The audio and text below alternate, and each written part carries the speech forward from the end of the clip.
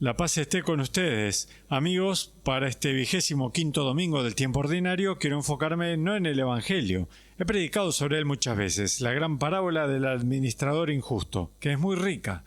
Pero quiero enfocarme en las lecturas 2 y 1, porque cuando se leen juntas, creo que nos dan un muy buen sentido de la doctrina social católica en relación con la pregunta del poder político. La postura de la Iglesia es sutil y creo que gran parte de la conversación de hoy se inclina hacia uno u otro lado. Y la Iglesia típicamente da este tipo de respuesta de ambos y a la vez. Creo que las raíces de esto se ven en estos dos textos que nos da la Iglesia hoy. Permítame primero observar esto, y lo he dicho muchas veces antes. Creo que el filósofo más influyente del siglo XIX en el escenario actual es Friedrich Nietzsche. Más que Karl Marx, Nietzsche, quien dijo que todo se reduce a juegos de poder. Por supuesto, estoy simplificando, pero la realidad fundamental es el poder y el abuso del poder, el uso del poder. ¿Quién tiene poder? ¿Quién se beneficia de él? ¿Quién es víctima de él? La tendencia, especialmente hoy, a dividir el mundo en dos bandos.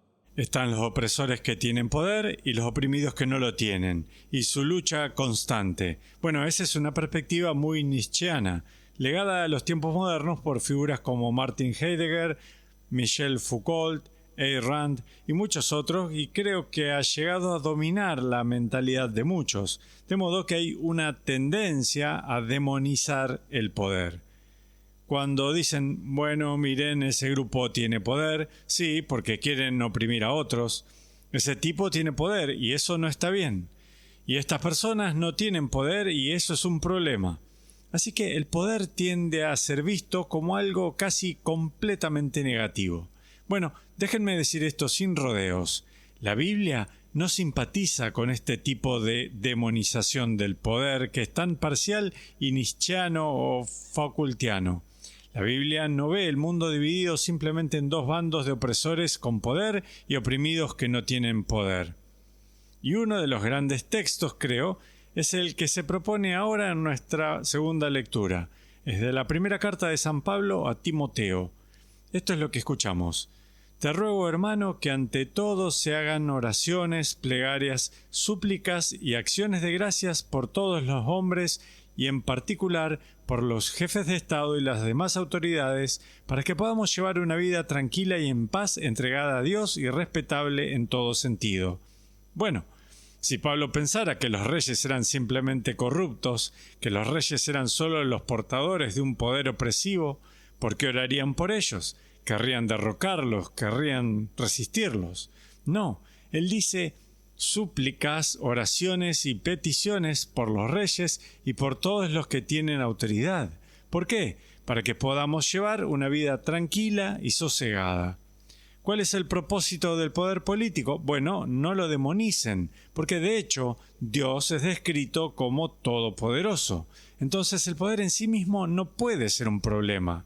Si Dios tiene poder, bueno, aquellos que están participando en Dios, que están imitando a Dios en su uso del poder, están haciendo algo que es realmente bueno y específicamente escuchamos para que podamos llevar una vida tranquila y sosegada con toda piedad y dignidad. No es una mala descripción del propósito del gobierno. Hay un propósito básico de mantener las cosas tranquilas y pacíficas para que podamos llevar nuestras vidas de manera productiva, económicamente y en términos de nuestras amistades y relaciones.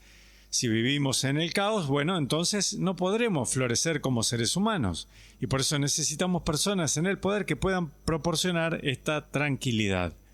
También me gusta el enfoque de entregada a Dios y respetable. Uno de los pilares de la doctrina social católica es la dignidad del individuo. ¿Cuál es el propósito del gobierno? Les daré un tinte más norteamericano y moderno. Parte del propósito del gobierno es garantizar la dignidad de los ciudadanos. Hablamos de los derechos humanos y de los gobiernos instituidos para proteger esos derechos, no para crearlos, sino para asegurarlos y protegerlos.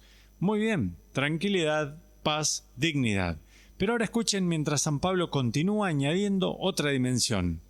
Esto es bueno y agradable a Dios, nuestro Salvador.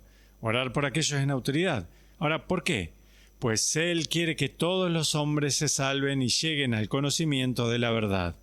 Bueno, ahora lo pone en un marco muy explícitamente teológico. ¿Cuál es al menos uno de los propósitos de la autoridad política? Permitir la salvación, lo que significa, a mí me parece, proporcionar el contexto y las condiciones para una religiosidad floreciente. Hablamos de la libertad religiosa muy correctamente. El libre ejercicio de la religión, decimos en nuestro contexto norteamericano. Tal cual, ese es uno de los propósitos del gobierno, permitir que la religión florezca y que todos sean salvados y lleguen al conocimiento de la verdad. Que ese conocimiento pueda ser compartido, que puedan existir las condiciones que hagan posible el verdadero aprendizaje. Pienso aquí en Thomas Jefferson, quien dirá que uno de los propósitos del gobierno es proveer educación. Es hermoso, no demonicen el poder como si fuera algo malo, es solo opresivo. No, oren por los que están en autoridad, por todas estas razones, para que podamos tener la tranquilidad básica que necesitamos para florecer, para que podamos incluso ser libres de adorar a Dios apropiadamente, para que nuestra dignidad y derechos sean preservados. Todas estas son cosas hermosas e importantes. Por eso, en su doctrina social, la Iglesia insiste en que un gobierno debidamente constituido está participando en la autoridad de Dios. Ahora, de nuevo, no es para decir, son impecables y nunca debemos cuestionarlos. No. Llegaremos a eso en este mismo sermón. Pero sí significa que la autoridad política legítima participa en la autoridad con la que Dios gobierna el universo. Y por eso, en la liturgia católica se nos anima positivamente. De hecho, se nos exige orar por los que están en autoridad.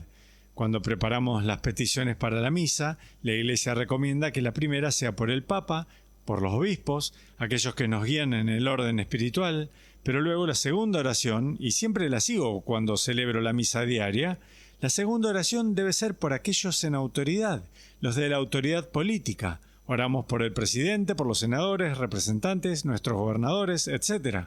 Bien. El poder no debe ser demonizado. Debemos reconocer el propósito práctico, moral y de hecho espiritual del poder real. De acuerdo, esa es la primera parte de la doctrina social católica reflejada claramente ahora en Pablo a Timoteo. Pero ahora miremos al otro lado, y para eso vuelvo a la primera lectura, que es del fogoso profeta Amós. Amós es uno de los grandes profetas menores, lo que solo significa que su libro es más corto que el de los profetas mayores. Amós fue citado a menudo por los líderes de nuestro movimiento de derechos civiles a mediados del siglo XX porque Amós es una de las grandes voces de la justicia social, una voz en nombre de los pobres. Escuchen ahora, una voz que se alza en oposición al abuso de la autoridad. Ahora, habiendo dicho todas estas cosas positivas sobre la autoridad política y sin querer contradecir nada de ello, también quiero hacer eco del profeta Amós. Escuchen mientras él habla. Escuchen esto los que buscan al pobre solo para arruinarlo y andan diciendo ¿cuándo pasará el descanso del primer día del mes para vender nuestro trigo y el descanso del sábado para reabrir nuestros graneros? Bien, la primera parte es clara.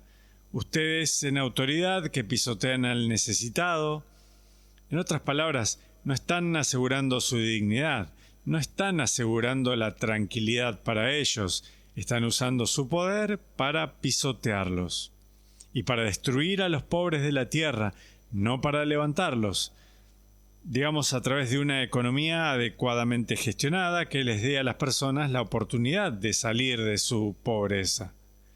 No los están levantando, están pisoteando a los pobres. ¿Hay autoridades políticas que hacen esto? Sí, a lo largo de los siglos podemos verlos. Podemos verlo a nuestro alrededor hoy. Y la Iglesia levanta una voz profética contra ellos. La segunda parte es un poco más desconcertante para nosotros, pero está siendo un punto importante. ¿Cuándo pasará el descanso del primer día del mes para vender nuestro trigo y el descanso del sábado para reabrir nuestros graneros? Lo que están diciendo ahí es que durante los momentos de estas ceremonias religiosas formales y en ciertos momentos del año no se les permitía hacer negocios. No puedo esperar a que esta cosa de la religión termine para poder volver a mi trabajo de explotación. Eso es lo que él está diciendo. Noten que en 1 Timoteo, uno de los propósitos de un gobierno bien organizado es proveer para el florecimiento de la religión. Pero ahora aquí hay gente en el poder que dice, la religión solo se interpone en el camino de mi explotación. No puedo esperar a que estos servicios terminen. Esa es una profunda perversión del propósito del gobierno, del poder. Escuchen esto ahora. Él imagina estas figuras ricas y poderosas diciendo, disminuyen las medidas, aumentan los precios, alteran las balanzas. ¿Qué es eso sino la explotación económica? Así que estamos hablando de pesar cosas y medir cosas y cuánto cuesta esto, y en lugar de hacerlo de manera justa, no, voy a amañar el sistema, voy a manipular el sistema para conseguir lo que quiero. Ahora bien, en la antigüedad todo era crudo, solo una cuestión de cómo se medían las cosas. ¿Se hace hoy? Sí, solo que de una manera mucho más sofisticada y probablemente de una manera un poco más oculta. Hay personas hoy que están manipulando económicamente el sistema para su propio beneficio, indiferentes a los pobres. De hecho, usando a los pobres para avanzar ellos mismos. Y sí, claro. ¿Cuál es el propósito del poder económico? No solo engrandecer mi propia posición, sino usar mi poder económico para levantar a otros. Ahí está la doctrina social católica. La doctrina social católica afirma la economía de mercado. No le gusta el socialismo o las formas socialistas. Le gusta la economía de mercado por todo tipo de razones. Pero quiere que cada vez más personas participen en la economía de mercado para que puedan participar en ella de una manera que los levante. Le gusta la inversión, que no es solo para el beneficio del inversor, sino la inversión que levanta a otros y proporciona más oportunidades y empleos y así sucesivamente. ¿Cómo pensamos acerca de nuestras vidas económicas? ¿Cómo pensamos acerca del poder que algunos de nosotros ejercemos económicamente? ¿Solo hacerme más rico? No. El enfoque debe ser, y de hecho no nos dicen los papas esto en la doctrina social católica, una vez que se han satisfecho las demandas de la necesidad y la propiedad en su propia vida, todo lo demás que poseen pertenece a los pobres. Eso es de León XIII, el fundador de la tradición moderna de la doctrina social católica. Ese es un dicho difícil. Es difícil para todos. ¿Cómo estamos usando nuestro poder económico así como nuestro poder político? Miren, la doctrina social católica no demoniza el poder, no demoniza el poder económico o la oportunidad económica, pero quiere asegurarse de que tanto el poder político como el económico estén finalmente animados por el amor, para que mi poder sea usado para el bien del otro. Cerraré con esto. En Dios, ¿qué se unen? Precisamente el poder y el amor. ¿Es Dios todopoderoso? Sí, sobre todas las cosas. Nada limita la capacidad de Dios, pero su poder es idéntico a su amor. Ahora lo hemos comprendido. Ahora hemos encontrado la clave de la doctrina social católica. Que el poder que ustedes ejercen legítimamente esté siempre animado por el amor. Y que Dios los bendiga.